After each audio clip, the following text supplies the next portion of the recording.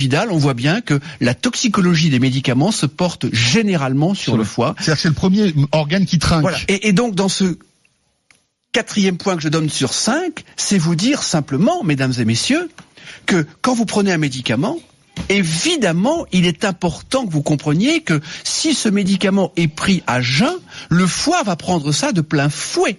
Donc, d'une façon générale, il faut prendre les médicaments au moment des repas, et notamment pour les feralgan, et notamment pour le paracétamol, qui est un médicament qui est pris par certaines ou par certains comme des bonbons.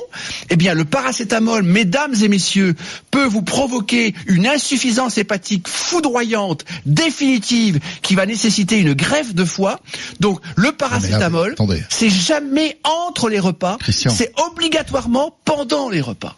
D'accord. C'est une faute majeure des médecins. Oui, mais quand on a mal à la tête. Eh bien, on mange avec. On prend le paracétamol et en même temps, on mange. Oui, mais si vous dites qu'il faut pas manger entre les repas. Si on a mal à la tête entre les repas, qu'est-ce qu'on fait ? On mange une pomme, on mange un yaourt, on mange un fromage blanc. Avec, ça permet d'accompagner et de préserver le foie parce que si vous voulez, je connais des patients. En gros, pas de Doliprane à jeun, quoi. Voilà, jamais, pas de paracétamol entre les repas. Et si vous prenez un paracétamol, l'ibuprofène, même chose. C'est pareil, c'est encore pire. C'est une bombe nucléaire parce que c'est pas le fait de prendre un ibuprofène comme ça dans la vie. C'est quand on prend de l'ibuprofène, il y a des gens qui en prennent, mais vraiment tout le temps. Et ça ne va pas. Et l'aspirine, c'est mieux ou pas ?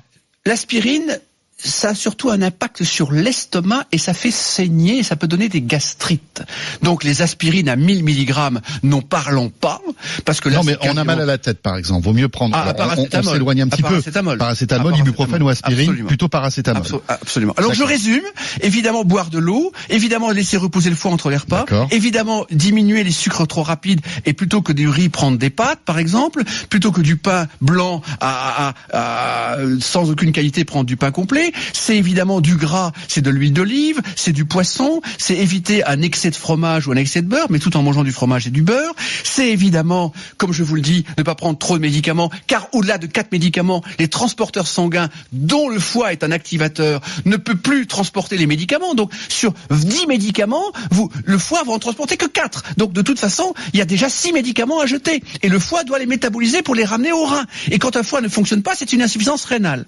Et dernier point majeur, alors là, le 5e point, si vous voulez garder un foie, et je vais résumer le tout si vous le permettez, c'est évidemment un verre d'alcool pendant un repas.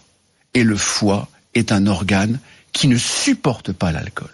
C'est-à-dire que ça détruit tous les réseaux structurants de la fonction hépatique.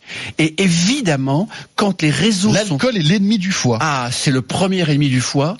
Le deuxième ennemi du foie, et là je vais le dire maintenant, c'est l'hyperstress, c'est la fatigue, et j'en parlerai pas aujourd'hui, j'en parlerai dans une prochaine émission sur le stress, mais concrètement, l'alcool plus le stress, plus le tabac, plus manger entre les repas, fait que le foie ne va pas résister un siècle. C'est-à-dire qu'un foie, c'est fait pour un humain qui peut vivre 3 siècles, sans aucun problème.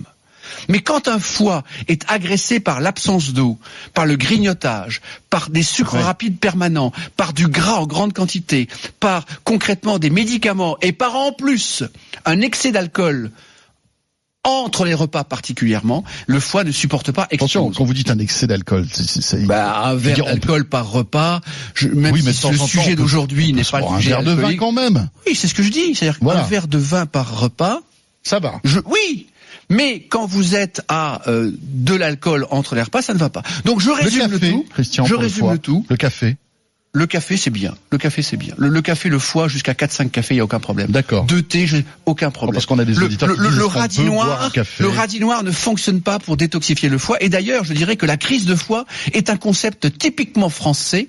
Et les 5 points que je viens de vous donner, mesdames et messieurs, c'est-à-dire l'eau, préserver le sucre, penser au gras, les médicaments, l'alcool et évidemment le repos et évidemment, je dirais, la santé et dormir, eh bien concrètement, l'idée c'est tout cela vous préserve le foie, vous préserve la vie, vous préserve la santé.